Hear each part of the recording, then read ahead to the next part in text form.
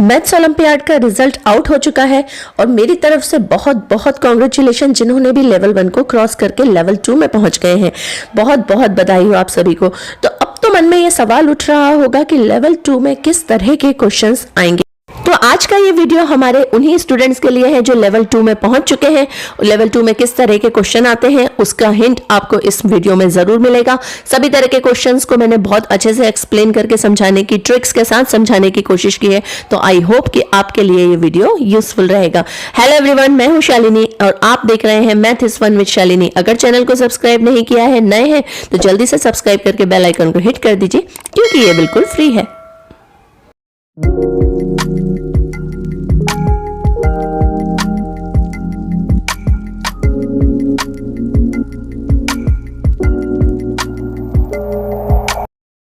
तो सबसे पहले तो मैं आपको बता दूं कि मैंने ये सारे क्वेश्चंस कहाँ से लिए हैं। मैंने अलग अलग रिसोर्सेज से ये क्वेश्चन लिए हैं, लेकिन जो सबसे ज्यादा मेरे लिए यूजफुल रही वो मेरे लिए रही ये बुक जो आप स्क्रीन पर देख रहे हैं। ओसवाल पब्लिकेशन की बुक है ये। मैंने ओसवाल बुक्स की ऑर्डर की है, वन फॉर ऑल ओलंपियाड। ये मैथमेटिक्स की है, लेकिन आपको science, English, general knowledge, social study, reasoning काफी सारे सब्जेक्ट्स में अवेलेबल है। ग्रेड 6 की ये बुक है। ग्रेड 1 से 12 तक अगर आप चाहें तो किसी भी ग्रेड के लिए इस बुक को ऑर्डर कर सकते हैं। सबसे अच्छी बात इस बुक की है कि ये इंटरनेशनल मैथ ओलंपियाड के अलावा बाकी सारे ओलंपियाड्स के लिए भी काफी यूजफुल है। इसमें लेवल 1, लेवल 2 और अचीवर सेक्शन यानी कि 3 लेवल्स में आपको इसमें क्वेश्चन पूछे गए हैं। क्वेश्चन पूछने के साथ साथ उसके आंसर की भी आपको दी हुई है, डिटेल एक्सप्लेनेशन भी दिया हुआ है। अगर आपको कोई क्वेश्चन समझ में नहीं आता है तो आप उसका एक्सप्लेनेशन चेक कर सकते हैं। जो सबसे अच्छी बात मुझे इस बुक में लगी है वो है इसके माइंड मैप्स। इस बुक में हर एक जो चैप्टर है वो माइंड मैप के थ्रू काफी अच्छे से समझाया गया है। इस बुक को खरीदने का जो लिंक है वो मेरे डिस्क्रिप्शन में है, आप जाकर चेक करो। किसी भी तरह की ओलंपियाड की प्रिपरेशन के लिए ये बुक बेस्ट है, ये मेरा सजेशन है। आप एक बार इस बुक को जरूर ट्राई करो। अब वापस आते हैं हमारे वीडियो पर और हमारा फर्स्ट क्वेश्चन है, a girl introduce a boy as a son of daughter of the father of her uncle. तो इस क्वेश्चन को उल्टा स्टार्ट करते हैं। देखो, पहले अंकल से स्टार्ट करते हैं। अंकल के फादर, ठीक है, अंकल के फादर उस बच्ची के क्या हुए, अंकल यानी कौन होता है, हमारे चाचा मामा वगैरह, ठीक है। तो उस बच्ची के क्या हुए, उस गर्ल के क्या हुए, ग्रैंडफादर हुए, गर्ल के ग्रैंडफादर हुए। अब और क्या बोल रहे हैं क्वेश्चन में आगे, फादर की डॉटर, फादर की डॉटर यानी कि ग्रैंडफादर जो है उनकी डॉटर क्या हुई, जो गर्ल है उसकी आंटी हुई, है ना। आंटी मतलब किसी भी सेंस में आप ले लो, चाची है, मामी है, कोई भी है। तो उसकी गर्ल की और अंकल और डॉटर के बीच में क्या रिलेशन हुआ, वो दोनों सिबलिंग हो गए क्योंकि फादर है ना, अंकल के फादर और फादर की डॉटर यानी कि अंकल और डॉटर दोनों सिबलिंग हो गए और डॉटर क्या हो गई, वो गर्ल की आंटी हो गई। अब आंटी का बेटा हम वो क्या कर रही है, वो एक बॉय की तरफ पॉइंट करके बोल रही है। तो आंटी का बेटा उसका कौन हुआ, गर्ल का कजिन हुआ, राइट। आंटी का बेटा गर्ल का क्या हुआ, कजिन हुआ। तो कजिन जो हमारा ऑप्शन है वो है ऑप्शन नंबर डी में। So option number D is the correct answer for this question. Number 2 है हमारा, what is the sum of the numbers which belongs to one figure only. अब देखो, इस फिगर में क्या है, काफी सारे नंबर बने हुए, ट्राइंगल है, सर्कल है ना, उसके बाद एक हेक्सागन है, एक स्क्वायर है।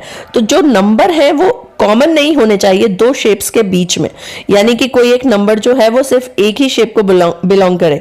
जैसे कि ये देखो 5 है, उसके बाद में यहाँ पे 2 है, ये 3 है, 1 है, ये सिर्फ एक ही शेप को बिलोंग कर रहे हैं, ठीक है। तो हमको सिर्फ इनका सम निकालना है। तो क्या करेंगे, हम लिखेंगे, देखो सर्कल के अंदर कौन कौन से 2 नंबर है जो केवल सर्कल के हैं, वो है हमारे 5 + 7, ठीक है। उसके बाद में हम लेंगे 1 जो हमारा सर्कल के अंदर 1 भी है, यस, एंड देन 3 है हमारा स्क्वायर के अंदर, 4 है हमारा हेक्सागन के अंदर, तो टोटल हो गया 20 is in option A. So option A is the correct.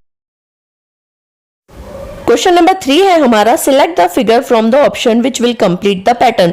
अब इस फिगर में देखो, यहाँ पर क्या है, पूरे हर एक फिगर में जो है डॉट्स के नंबर वो बढ़ रहे हैं। एक में 1 है, दूसरे में 2 है, डेफिनेटली इसमें 3 डॉट्स होंगे क्योंकि लास्ट वाले में 4 डॉट्स हैं, ठीक है। तो अब देखो 3 डॉट्स ए, बी और सी तीनों ही ऑप्शंस में है, ऑप्शन डी नहीं हो सकता क्योंकि उसमें 4 डॉट्स हैं।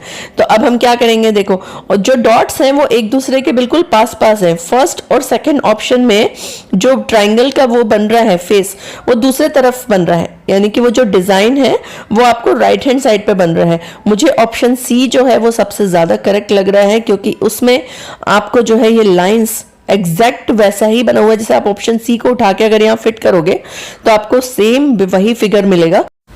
एक बार बनाकर भी देख लेते हैं। देखो ये सेम फिगर ऑप्शन सी वाला हम यहाँ पर बनाकर देख लेते हैं कि पूरा कंप्लीट होता है कि नहीं। तो देखो ऑप्शन सी में कैसा बना है, ये लाइन बनी हुई है, इसे जोड़ दिया, ये जो दो लाइंस हैं इन दोनों को भी जोड़ दिया हमने, और यहाँ पर हमने 3 डॉट्स लगा दिए। एक जो लाइन है वर्टेक्स से जोड़ के यहाँ पे 3 हमने डॉट्स लगा दिए। तो देखो बन गया ना exact figure. So option C जो है वो इसका करेक्ट आंसर है। क्वेश्चन नंबर 4 है हमारे पास, find the missing number in the given number pattern.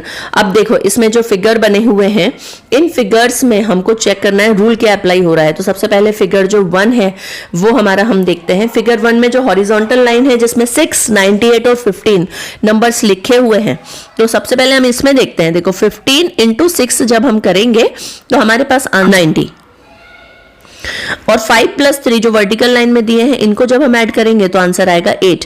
90 और 8 को ऐड किया तो 98 हो गया। देखते हैं सेम रूल जो हमारा फिगर नंबर 3 है इसमें अप्लाई होता है कि नहीं। अगर सेम रूल इसमें अप्लाई हो रहा है इसका मतलब हम फिगर 2 में भी वो रूल अप्लाई कर सकते हैं। तो हॉरिजॉन्टल लाइन में 4 और 1 है तो हम सेम रूल अप्लाई करेंगे फिगर 3 में भी।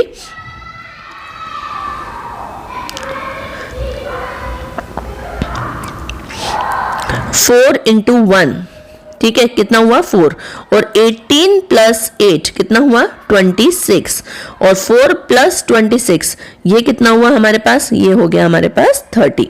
ठीक है, 14 प्लस 26 इज 30, यानी कि ये करेक्ट रूल है। तो हम यही रूल फिगर 2 में भी अप्लाई कर सकते हैं। ठीक है, तो फिगर 2 में देखते हैं क्या लिखा है, 9 इंटू 5, 9 इंटू 5 हमारा होता है 45। ठीक, 45। अब जो वर्टिकल लाइन है 7 प्लस 6 होता है 13, 45 प्लस 13 हमारा हो गया 58। 58 is in option D. So option D is the correct answer for this question. Next हमारा question number 5, Rakesh school bus is facing north when it reaches the school after starting from Rakesh house it turns right twice and then left before reaching the school. इस question को हम क्या करेंगे, opposite करेंगे। हम school से वापस जाएंगे घर की तरफ। तो जो डायरेक्शन वाले क्वेश्चंस होते हैं उसमें सबसे पहले हम डायरेक्शन बना लेते हैं। ठीक है, नॉर्थ है हमारा, साउथ है, ईस्ट वेस्ट, ये हम यहाँ पर लिख लेंगे। तो उससे क्या हमको समझने में आसानी होती है। ठीक है, अब ये तो क्लियरली दिया हुआ है। देखो कि जब बस स्कूल पहुंची तो वो नॉर्थ में फेस कर रही थी, इसका मतलब स्कूल जो है वो नॉर्थ साइड है। अब घर किस तरफ है, तो हम उल्टा चलते हैं, जो लेफ्ट है उसको राइट लेंगे, स्कूल से वापस जाएंगे हम। ठीक है, इसमें क्या लिखा है, after starting from Rakesh house it takes right turn then twice right turn then left. तो अब हम पहले राइट, इसको स्कूल से वापस आई और वापस आते समय हम इसको पहले राइट टर्न कराएंगे। राइट टर्न कराएंगे मतलब हम यहाँ वेस्ट की तरफ इसको बस को जो है वो लेकर जाएंगे। वेस्ट की तरफ आ गई। अब उन्होंने क्या बोला है, ट्वाइस उन्होंने राइट लिया, तो अब हम क्या लेंगे, लेफ्ट टर्न लेंगे, क्योंकि हम उल्टा घर की तरफ जाना है ना। तो हम यहाँ उसके घर जो है वो हम पहुंच गए। तो जब घर से बस निकली होगी, ये क्वेश्चन में क्या पूछा है, what direction was the bus facing when it left bus stop in front of the Rakesh house. तो राकेश के हाउस के सामने से जब घर निकली होगी तो वो वेस्ट की तरफ गई होगी। तो west is the correct answer for this question which is in option A. है हमारा 7 people A B C D E F and G are standing in a single line। तो पहले एक लाइन बना के इस पे खड़ा कर देते हैं भाई 7 peoples को। यहाँ पे 1 2 3 4 5 6 और ये 7। ठीक है, अब क्या करना है, अब जब भी देखो इस तरह से बोलते हैं ना तो हम हमेशा जो है ऐसा दिखाते हैं कि वो सब नॉर्थ की तरफ फेस कर रहे हैं। मैंने अपने एक वीडियो में बताया भी था कि अगर लोग सर्कल में बैठे हैं तो जब भी वो फेस करेंगे सेंटर की तरफ तो हमें उन्हें उनका बैक दिखाई देगा, नॉर्थ की तरफ फेस करके बैठेंगे। सिमिलरली यहाँ भी जब वो खड़े हैं तो हमें उनका बैक दिखाई दे रहा है, यानी कि हमको जब हम क्वेश्चन सॉल्व करेंगे तो हमें लेफ्ट राइट का यहाँ पर ध्यान रखना है। ठीक है, सबके लेफ्ट राइट का ध्यान रखना है। अब आगे क्वेश्चन पढ़ते हैं।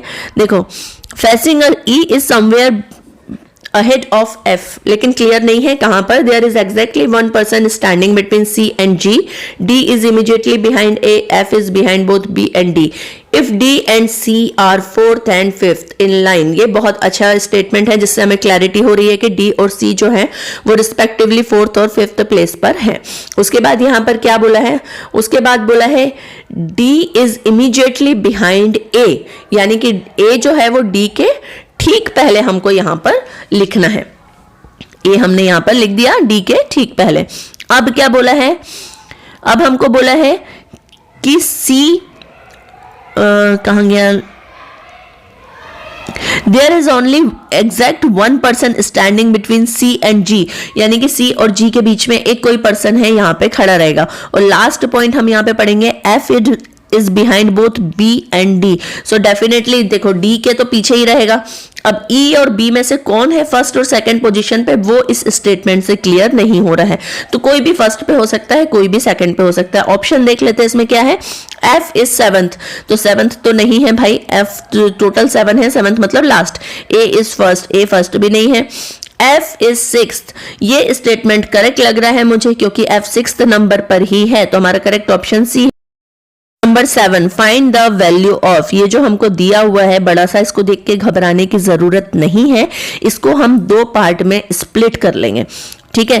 पहले हम इसको दो पार्ट में डिवाइड कर लेंगे। फर्स्ट पार्ट जो है हमारा, ये जो आपको बड़ा सा दिख रहा है 1 + 1 बाय 16, ये वाला हम सॉल्व करेंगे। और दूसरा जो मिक्स्ड फ्रैक्शन वाला है उसको हम अलग सॉल्व करेंगे और लास्ट में ऐड कर देंगे, ठीक है। तो सबसे पहले हम इस पार्ट को सॉल्व कर लेते हैं। तो जो सबसे पहली चीज यहां पर दी हुई है ये वाली टर्म, इसको हमें सबसे पहले सॉल्व करना है। एलसीएम के थ्रू हम इसे सॉल्व करेंगे। 16 एलसीएम आएगा, तो जब 1 के नीचे कुछ नहीं होता तो 1 होता है, ठीक है। तो 16 - 1 इज 15/16, तो ये वाला टर्म हमने सॉल्व कर लिया। ये हमारे पास आ गया 1 + 1/15/16, ठीक है। ये 16 हमारा चला जाएगा ऊपर और हो जाएगा 16/15, ऑपोजिट हो जाएगा क्योंकि 1 बाय है ना, ठीक। ये हो गया 16/15। अब हम ये दूसरी टर्म को सॉल्व करेंगे। 15 एलसीएम आएगा। जब 15 एलसीएम आएगा तो हो जाएगा 15 + 16, 1 + 16/15 को जब आप सॉल्व करोगे तो 31/15 आएगा एलसीएम के थ्रू, ठीक। अब हमारे पास सिर्फ दो टर्म बचे, 1 + 1/31/15। यहां पर हम लिख लेते हैं 1 + 1/31/15, ठीक है। अब ये 15 वापस से ऊपर चला जाएगा तो ये हो जाएगा 15/31,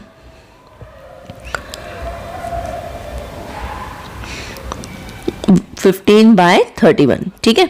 हमने एलसीएम ले लिया, फिर से हमारा एलसीएम आएगा 31 और यहां पर जो 1 है ये हो जाएगा 31 + 15, ठीक है। एलसीएम ले लेंगे 31 और ये 1 हो जाएगा 31 + 15, 31 + 15 इज 46/31। एक पार्ट हमने सॉल्व कर लिया है। दूसरा पार्ट फटाफट हम सॉल्व करते हैं, ये मिक्स्ड फ्रैक्शन वाला, ठीक है। 4/5/2 लिख लेते हैं। मिक्स्ड फ्रैक्शन आपको सॉल्व करना आता है, कैसे उसको इम्प्रॉपर में कन्वर्ट करते हैं, ठीक है। जो डिनोमिनेटर और कोशिएंट है उसे मल्टीप्लाई करके न्यूमरेटर में ऐड करते हैं। 4 × 2 = 8 + 5 13/2 - 8 × 2 = 16 + 3 19/8 + 8 × 3 = 21 + 8 × 3 = 24 + 7 31 31/8, ठीक है। अब हम 2 और 8 का एलसीएम लेंगे तो हमारे पास आएगा 8, 2 × 4 = 8 एंड 13 × 4 = 52। तो ये जो फर्स्ट वाली टर्म है ये हो जाएगी 52। ये सेकंड में 8 ही है डिनोमिनेटर में, तो ये चेंज नहीं होगा। जब आप ये सॉल्व करोगे तो आपको आंसर मिलेगा 64/8, कट हो जाएगा 8 टाइम्स, ठीक। अब देखो हमको इन दोनों को ऐड करना है। क्वेश्चन में दिया हुआ है कि आपको ये दोनों जो टर्म्स हैं इनके बीच में एडिशन का साइन है, तो आपको ऐड करना है, ठीक है। तो अब हम इनको ऐड कर लेते हैं। 46/31 + 8, एलसीएम आएगा हमारा 31। 46 के नीचे ऑलरेडी 31 है तो ये एज इट इज रहेगा। 8 के नीचे 1 है तो 8 × 31 ये हमारे पास हो जाएगा 248। 248 + 46 हम जब ऐड करेंगे तो ये हो जाएगा 294/31 विच is in option D. So option D is the correct answer for this question. Number 8. Question number 8 है, a person borrows ₹5,000 for 2 years at 4% per annum simple interest. He immediately lends it to the another person at 6.1/4% annum for 2 years. Find his gain in the transaction per year. उसने दो काम किए, देखो पहला interest उसने लिया, उसने जब बोरो किया कहीं से, ठीक है, पर्सन ने कहीं से बोरो किया, उसका इंटरेस्ट उसने उसको दिया, बैंक को दिया या किसी से भी लिया, वो उसने 4% के हिसाब से इंटरेस्ट दिया। फिर क्या किया उसने, चालाकी, उसने सेम अमाउंट जो है वो ज्यादा इंटरेस्ट पे किसी और को दे दिया, ठीक है। तो किसी ने उस आदमी से लिया loan from that person at the interest rate of 6.1/4%।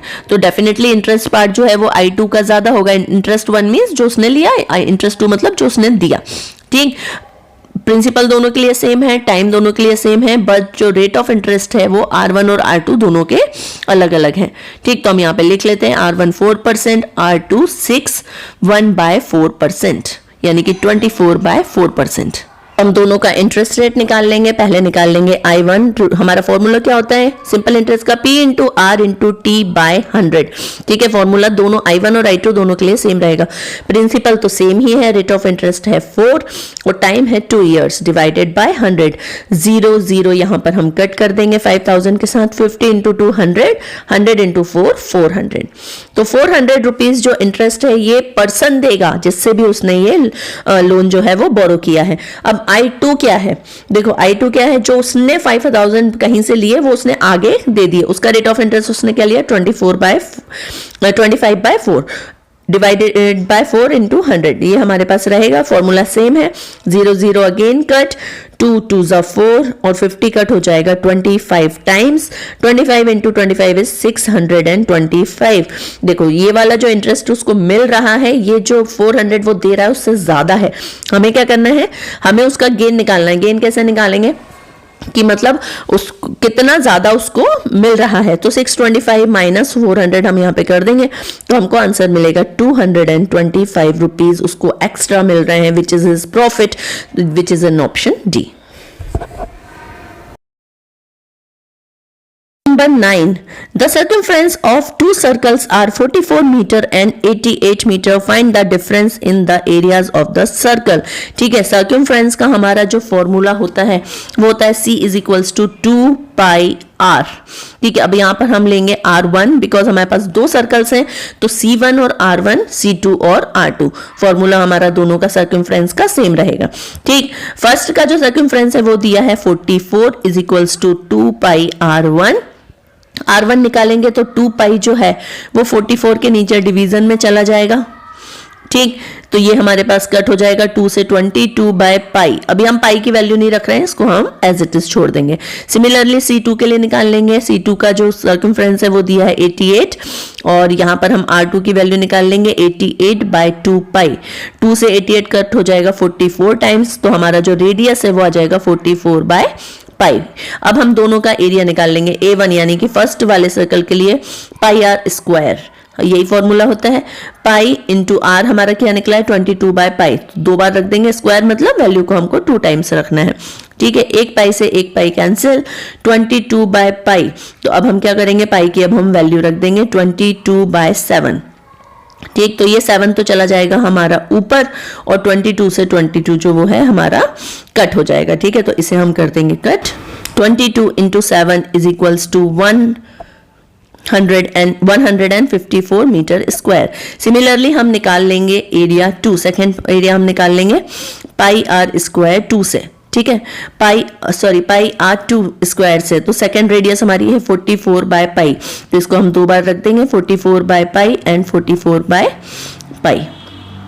ठीक, पाई से पाई कैंसिल, अब एक जो सिंगल पाई बचा है उसकी वैल्यू हम यहाँ पे रख देंगे 44 इंटू 44/22/7। ठीक, अब ये 7 ऊपर चला जाएगा, 22 से ये 44 2 टाइम्स कट हो जाएगा।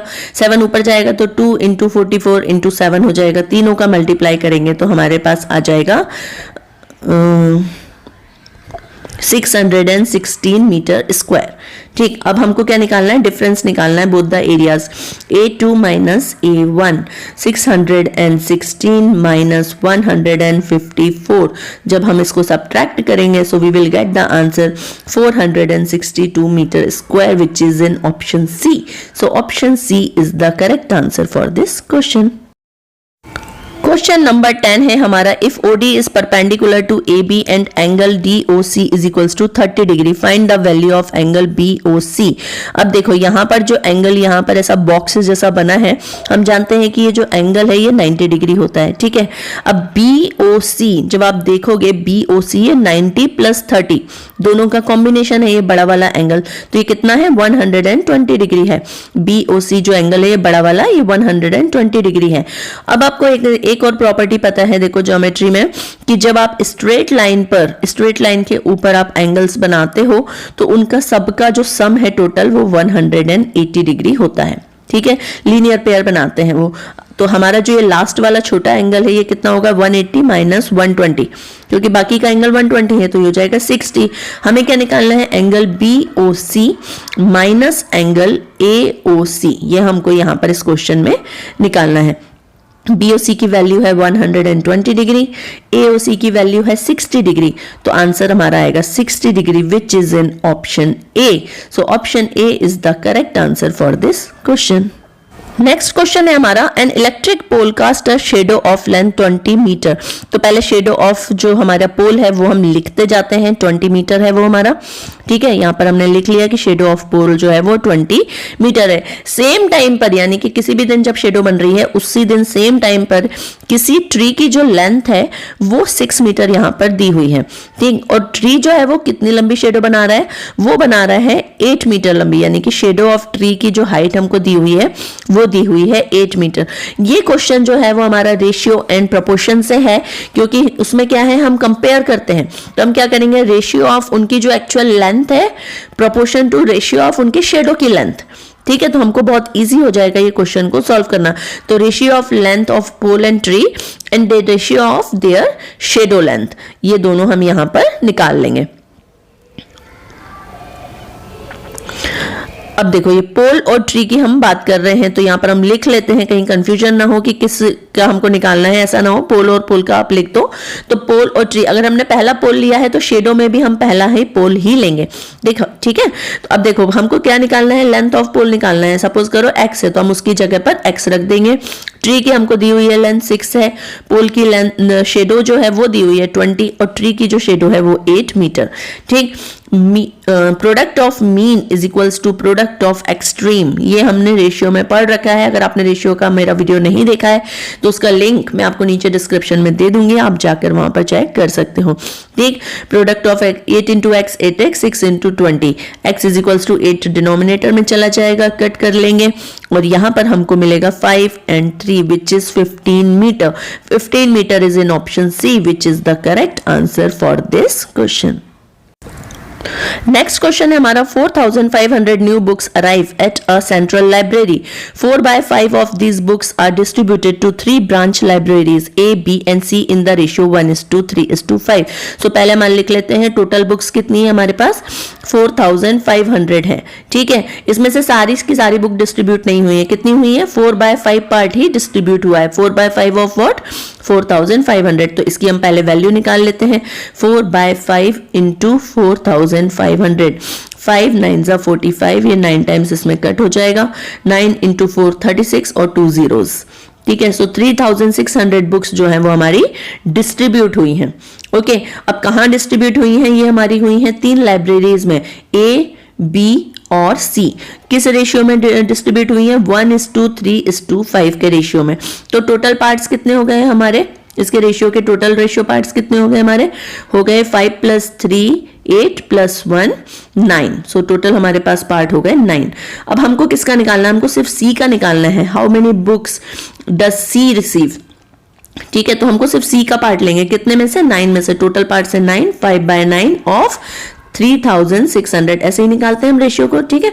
इसको कट कर लेंगे 4 टाइम्स, ये हो जाएगा 400 इंटू 5 इज 2000 बुक्स जो है वो हमारी लाइब्रेरी C में डिस्ट्रीब्यूट हुई हैं, विच इज इन ऑप्शन C, ठीक है। C लाइब्रेरी का C option. Last question of this video is two number A and B are such that sum of 5% of A and 4% of B is 2/3 of sum of 6% of A and 8% of B. Find the ratio of A is to B.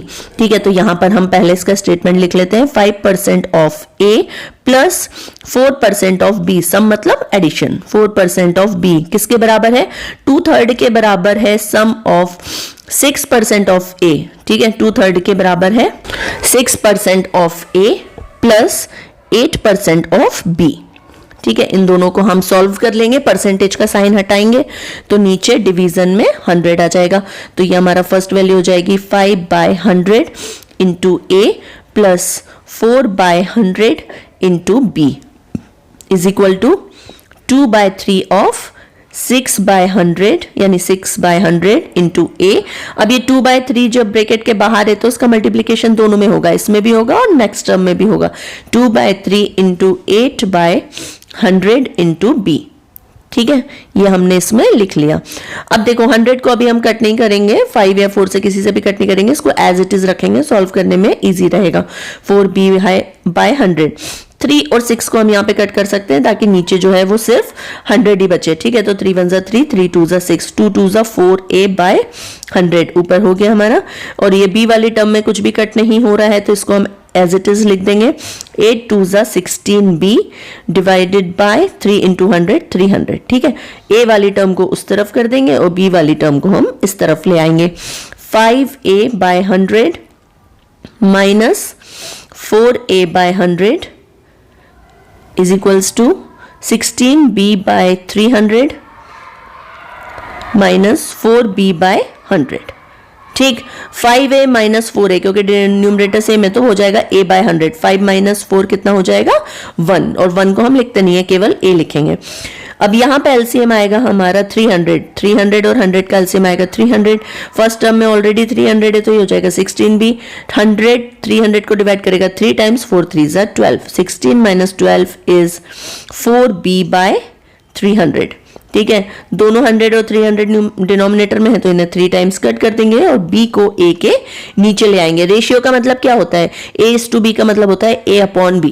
तो हम A/B की value हमको आ गई 4/3 यानी कि A/B की value है 4:3 विच is in option D. So option D is the correct answer for this question. तो ये था मेरा वीडियो लेवल 2 के ओलंपियाड के लिए. आई होप कि आप सभी को पसंद आया होगा. अगर पसंद आया है तो लाइक का बटन जरूर दबा दें और अगर अपने दोस्तों के साथ शेयर करेंगे तो मुझे बहुत अच्छा लगेगा. मिलते हैं मेरे नेक्स्ट वीडियो में. Till then take care and keep practising. Bye bye.